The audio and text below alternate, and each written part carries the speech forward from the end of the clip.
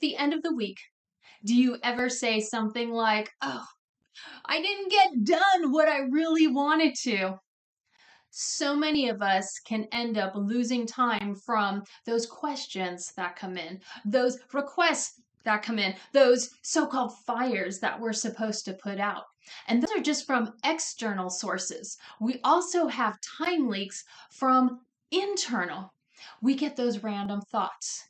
We procrastinate. We get distracted. We go into perfectionistic mode. And these time leaks can cost us 1, 2, up to 3 hours in total each day. We don't realize we're losing that much time because it rarely happens all in one huge chunk. Instead, it happens for a few seconds here and a few minutes over there.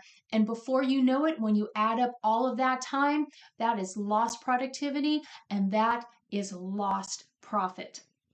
The most efficient and effective time managers will ask themselves at the end of the week, not where did my time go, but where do I want my time to go next week? When you are productive, you understand the following 3 time management fundamentals. The first one is create your top 3 priorities list at the end of each day. So when you are drawing your work to a close for the day, you're looking ahead already to the next day. What are the top 3 tasks you need to complete that following day? You identify them so that way your brain is less likely to go off on a tangent, to get distracted, to lose focus. And when you are hit with those unexpected questions and requests, you are more likely to get refocused faster when you understand what it is you want to focus on for that day. The second time management fundamental is to build in time cushions. It's great to have structure. We want to have routine, but we also need to build in space, to build in flow, to build in time for those unexpected questions and requests. If you schedule out every single minute of the day, you know it's not going to go according to plan because something will happen. That is life. So you want to make sure you build in those periods of time. It might be 30 minutes in the morning, 30 minutes in the afternoon, depending on what your typical patterns are.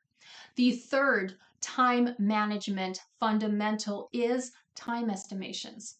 When you are creating your to-do list for the next day, what often goes missing is the estimated amount of time for each one of those tasks.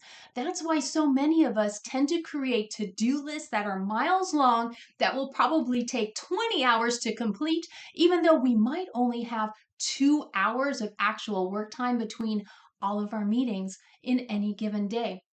By understanding what the estimated times are for our top 3 priorities for the next day, we can create more realistic to-do lists that will actually get done by the end of the day. So how is it that you decide on what those top 3 priorities should be? How is it that you decide how long these time cushions should be and where you should build them in? And how is it that you come up with these mystical time estimations? That's exactly what we're going to be covering in our time management session. If you want to be able to tell your time what to do, and to be able to get more done in less time, then I will see you in my next session.